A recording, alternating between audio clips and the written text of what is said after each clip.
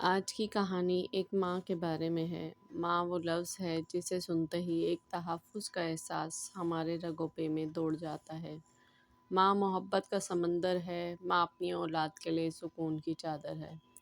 ماں زندگی کی سختیوں سے بچنے کے لیے ایک سائبان ہے، اور ماں کی کیا تعریف کروں۔ ماں کی قدر ان لوگوں سے پوچھیں جن کے پاس ماں جیسی دولت نہیں ہے۔ آپ نے حضرت موسیٰ علیہ السلام کا واقعہ ضرور سنا ہوگا کہ جب حضرت موسیٰ علیہ السلام کوہ طور پر جاتے تھے تو ان کی والدہ صاحبہ سجدہ ریز ہو جاتی تھی کہ میرے بچے سے کوئی غلطی نہ ہو جائے۔ اللہ تعالیٰ کے حضور دعائیں مانگا کرتی تھی۔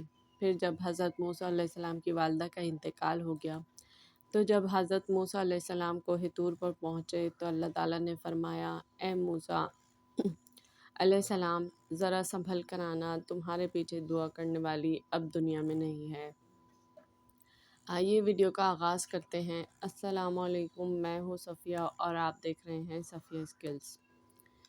ایک عورت نے غریب گھرانے میں آنکھ کھولی۔ ماں باپ غریب تھے اور وہ بہن بھائیوں میں سب سے بڑی تھی۔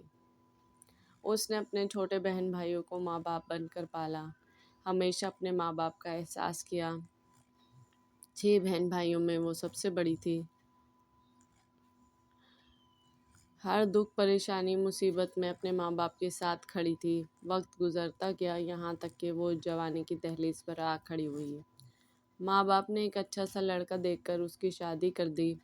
لڑکا نہایت شریف اور معقول انسان تھا، پر اس کی آمدنی بہت کم تھی۔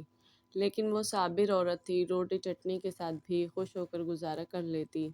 معمولی کپڑا بھی خوش ہو کر پہنتی، کبھی شوہر سے کسی بات کا شکوہ نہ کیا۔ اللہ کا کرنا ایسا ہوا کہ یکے بعد دیگرے اس کے 4 بچے ہو گئے۔ جب بچوں کا ساتھ ہوا تو گزارا اور مشکل ہو گیا۔ اس نے سوچا مجھے بھی گھر چلانے کے لیے کچھ کرنا چاہیے، پر زیادہ پڑھی لکھی نہ تھی اور گھر سے باہر نکل کے جاب کرنے کی اجازت بھی نہ تھی۔ کپڑے سینا بہت اچھا جانتی تھی۔ اس نے کپڑے سینا شروع کیے۔ اس کے سلے ہوئے کپڑے لوگوں کو بہت پسند آتے۔ آہستہ آہستہ اس کا یہ کام چل نکلا۔ رات رات کپڑے سیتی، ساتھ ساتھ گھر کو بھی سنبھالتی، بچوں کو بھی سنبھالتی اور اپنی صحت کا بالکل خیال نہ رکھتی۔